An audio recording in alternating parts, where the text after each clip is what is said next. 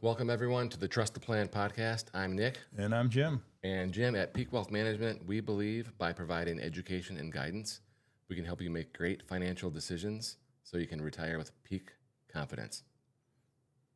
Amen. And that's our promise, to do everything we can to help you retire with peak confidence. But hey, it's football season now, right? Yeah. So we're recording this in August, but it's right around the corner. By the time this is out there, Michigan should be like 1-0, I think. Yeah. Of course. They haven't lost a game in a couple years. Yeah, a couple years now. They have the second longest regular season win streak. So Georgia has a longer win streak, but Michigan is like 28 games in a row. Ohio State's at 0. That's always a fun reminder. Yeah. So you have any predictions here? Maybe we should do a whole episode on a preseason. That is always fun. I think we went through last August. We went through the whole schedule. Yeah, and we nailed it, didn't we? We did. Yeah. We predicted undefeated. I know. It would be interesting to do it this year because the schedule is going to be tough. Michigan's got a couple tough games on there that could go either way. I will say, they have Texas, USC, Oregon, Ohio State, at Washington. Washington's not ranked, which is kind of funny. It's surprising, yeah. But you know who the Washington head coach is? Jed Fish. He was the passing game coordinator in Harbaugh's first year. I didn't realize he got that job. Yeah. That's interesting. I saw him speak at a luncheon. I really thought he was sharp. So I'm glad that he was in Arizona the last couple years and now Washington. So I don't think that they're going to roll over, No, for sure. Especially after we blew them out the last 2 times in a row. I mean, that's their thing, right? Michigan's got a big target on their back. Everybody wants to beat the national champs. Yes, absolutely. The cheaters. Yeah. So I think, they've got all these tough games. They're probably going to lose 3 games. Yeah. On paper at least. On paper, you're going to lose to Oregon, Ohio State, and Texas. Yeah, I mean, not only do they have a tough schedule, but, I mean, obviously they lost some key pieces, right? Yeah. JJ's gone, Blake's gone, head coach, Harbaugh's gone. And the whole offense. Yeah.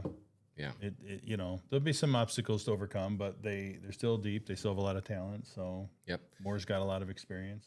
This is about the time where a couple people, and you know who you are, they're going to start sending me Facebook Messenger notes that, why are you talking about football on the Financial Planning Podcast?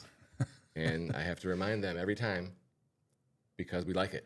That's why we talk about it. There you go. Easy enough. Yep, that's it. So just skip to the next episode. Okay, so Jim, today it's kind of like a public service announcement, PSA, reminder to check your beneficiaries, right? So recently we implemented, I shouldn't say recently, I should say a few years ago, we implemented a beneficiary check for every meeting we have. So anytime someone comes in, we're going to look up to see who the beneficiaries are and ask them if this is still what you want. And from time to time, we find people looking to make a change. And it's so simple to make a change. You just tell us who the person is, what their relationship to you is, and what their date of birth is, and then we can DocuSign the paperwork, and it's done. And you can literally change your beneficiary as often as you like. Now that kind of seems silly, but the point is, right, nothing's permanent. But recently we have a new client who came in and, they had a trust set up, so they met with the attorney and did the estate plan, but the trust wasn't funded, and that means you just sign the documents for the trust and you don't do anything after that. Yeah. So you have to fund the trust, which means change your brokerage account to be titled in the trust and, put your house in the trust, deed it to the trust, and name the trust as your beneficiaries on other accounts, if that's the way that you want to go. But they didn't take action. And so we have an IRA at Schwab with no beneficiary and a brokerage account at Schwab with no beneficiary. And so, of course, when there's a new client coming on, we're going to set the stuff up on the first day. But I'm just glad that we were coming in to fix this right now.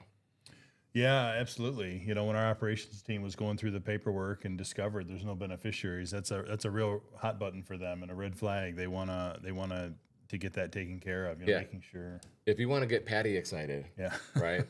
Tell her you don't have a beneficiary. Yeah. That'll do the trick. But yeah, I mean, we talk a lot about it. It's important, you know, and you don't want to pass and not have beneficiaries listed. You know, it creates so many problems, so many issues, probate, and draws out time and costs a lot of money. And it's just like you described, it's such a simple thing to do that you just want to review it, you know, and not just once, not just on setup, because for some people it does change, right? It's not, you don't always have the same beneficiary forever. Life changes, circumstance changes, people come in and out of your life, and those are important reasons to make sure you're still reviewing those. Exactly. And so let's talk about what happens if there is no beneficiary. Mm-hmm. So if you pass away and you have an IRA or a brokerage account with no beneficiary, it's going to go to probate. So the judge is going to decide, the probate judge will decide who gets the money. Mm-hmm. Okay. And it might not be the person that you wanted to get the money. Right. Furthermore, it's going to take like a year and a lot of court costs. And you probably want to have a lawyer to help you go through the probate situation. So it's not necessarily all about avoiding probate. You know, it's about getting the person the money, the appropriate person the money that you wanted to get it. Yeah. But then as long as you have a beneficiary on file, you get it done really quick. Right, because ultimately a lot of times through the probate process, the money will probably get to who you would have wanted it to get to, but to do that in such a, you know, not efficient process, costing a lot of extra money, it's just senseless. There's no reason to do it that way. Absolutely. So here's a very interesting story that we found in the Wall Street Journal. This man had $1 million in his IRA or in his 401k at his workplace account. And in 1989, when he was dating this lady, he named her as the beneficiary. Mm-hmm. Well, then they broke up. They broke up in 1989, and the money just stayed there with no maintenance, no updates, and he died in 2014. And so guess who gets the money? 25 years later, the lady who's named as beneficiary now has this $1 million account. But, okay, the brothers of the gentleman who passed away, they found out about this and they filed suit. So now this is a Wall Street Journal article kind of warning the same thing with an extreme case. Right. Right? A very extreme case. If the woman who's the named beneficiary is still alive, right, she should get the money. Mm-hmm. Now, I get the argument from the brothers. Mm-hmm. I mean, I really do. So it'll be interesting to see what happens in the courts here. But the bottom line is, if she was on the paperwork, that supersedes any will or anything else. Mm-hmm. The paperwork is definitive. Yeah, and I think you just brought up something that's really important because we hear it a lot is people say, oh, it's okay, I have a will. Well, the will basically just tells the judge what you want to happen. It doesn't get you out of probate. It doesn't get you out of the legal costs that, you know, probate process costs. Naming a beneficiary is one of the most efficient ways to do it. I mean, it's a couple, you know, clicks after, you know, signing some paperwork, and next thing you know, you have the money. Like it can happen within, you know, weeks' time. Yeah. So here's our best advice for you, okay? So whenever there's a life-changing event that happens, whether you're getting married or divorced or you have a child or a second child, make sure that you're using these events in your life as a trigger to update and go back and revisit everything. So if you're working on your own, you know, maybe set an annual reminder to update and check all these things. If you're working with us, we're going to make sure it's taken care of automatically. But you know, when people come in and they're married with children and the mother is still the beneficiary, it's just like this guy here, same exact story, right? And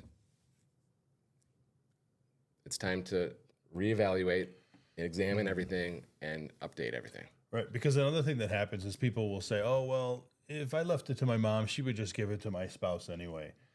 but you're neglecting, tax implications. And if it's in an IRA, well, now mom wants to give you the money. Well, that gets reported on her income. And, there's just things like that are just, that can really complicate the situation. Mom might want to keep it. Maybe mom decides she doesn't want to give it to her. Yeah, exactly. She has no obligation. Yep, very true. Yep. So if you need a beneficiary check, you can reach out to us at peakwm.com and schedule an online appointment, second opinion. And if you were watching on YouTube, first of all, if you're not watching on YouTube, you should.